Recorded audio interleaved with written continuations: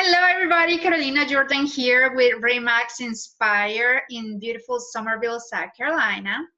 I've been getting a lot of calls from some of my buyers, clients, with all this pandemic and like losing jobs and everything.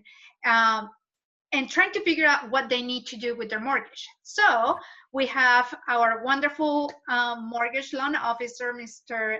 Dan Crance, that is gonna light the tunnel for us and give us what we need to be focusing on and how we can help our clients. So take it away, Dan. Well, thanks for the opportunity. First of all, Carolina, I enjoy working with you. You do a great job. And so I just wanted to talk about the issues that might exist for forbearance. So people are seeing opportunities for windfall with extra money from unemployment. Maybe I need to be laid off, and if I get laid off, then I can skip my house payments and I'll be ahead, and that really doesn't work that way. And I can't speak for, I've not personally looked into a forbearance, so I can't really speak for how each lender, servicer handles forbearance. But from the articles that I've read, what I found is, let's say, for instance, you have $1,000 house payment, and you want to put that in forbearance with your lender because maybe your wife or your husband, the secondary income, you don't have that job anymore, but you still have your primary job, or maybe you lost all your job, both jobs, all your income from the house. So forbearance is the opportunity to skip some payments, and that's all well and good, and that gets you through that period. But the question then remains, well, where does that money come from? How does it get made up? And a lot of forbearance programs will allow you to skip, let's say, for instance, in your particular instance, they're going to let you skip 6 payments. So that's $6,000 that they have relieved you of for that time period. When the 7th payment comes due, that's where you have to ask this person on the other phone that's giving you this forbearance. When that 7th month payment comes due, do you now owe $7,000, or do you just owe $1,000? Mm-hmm. And it's not a deferment. You're not paying to move the payment to the back of the loan. You're not adding 6 payments to the end of your contract. You've got 6 more payments that are due when the 7th payment is due. Wow. And so, again, I don't work for a company that does forbearances. I make mortgage loans. I also help people refinance, and we can talk about that in just a second. But as far as the forbearance process goes, do your homework. Make sure you know when that period of relief has expired. What's your new obligation? Will they take those 6 payments and divide them by 2 and add another half a payment for the next 12 months? Or are you going to have to come up with those 6 payments and your 7th payment?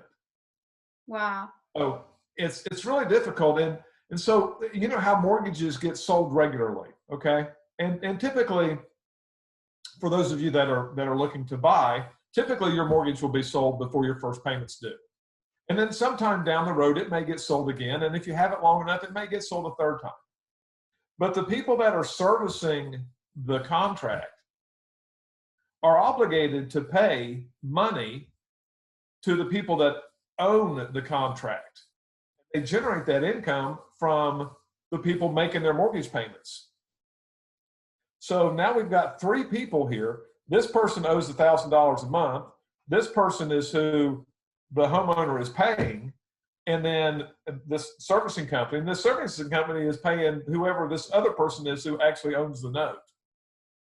If this person doesn't make a payment, the servicer doesn't have income to pay these people. Mm.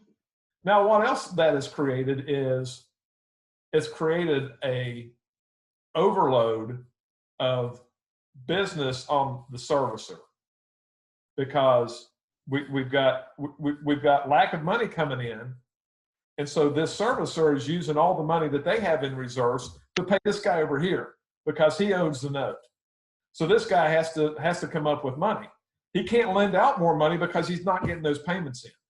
So that ties up his pool of money that he would buy more mortgages from to turn around and pay this person. So there's a lot of parts and pieces going on out there.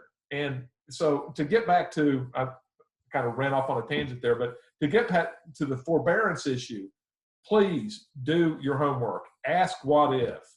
Question the old axiom that there's nothing free in life, you know, and just make sure that you're not putting yourself in a worse position, because especially if you allocated that money, let's say for instance you could pay that $1,000, but the opportunity presented itself for you to allow your mortgage to go into forbearance, and instead you take that $1,000 and you pay it down on your Discover card every month, thinking that you're doing the right thing.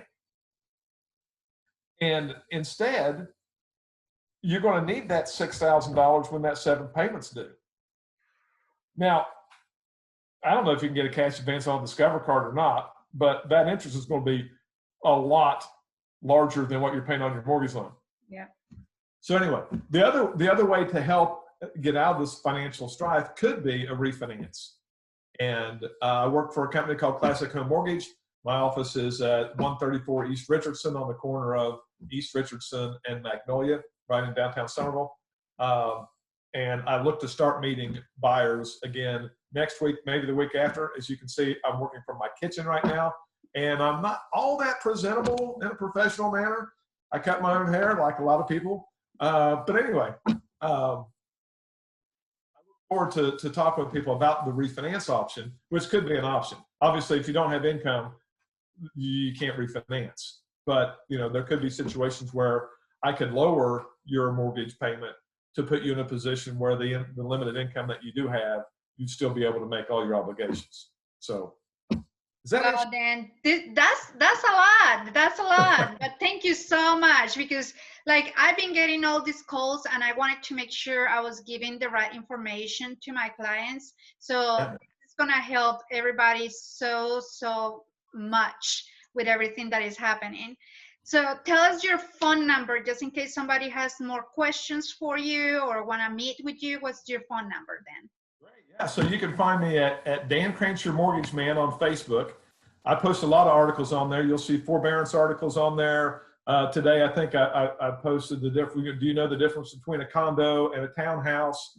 The articles that I think first-time home buyers would also like to read. My number is 843-478-5612. And you can find find me on the internet at www.dcymm.com, which stands for Dan Crance, your mortgage man. Back to my Facebook page. So. Awesome. Thank you so much, Dan. How can they find you at RE/MAX? Well, at RE/MAX, you can find me at 1112 North Main Street in Somerville. We're a little farther out, closer to the interstate. But I'm actually doing interviews or like meetings virtually. So just hit me up. I'm on Facebook on Low Country Home Sales /RE/MAX Inspire. My phone number is 843-900-4449. I really appreciate your time, Dan, and I hope to hear from you all soon. Thank you for letting me do this. Have a good day.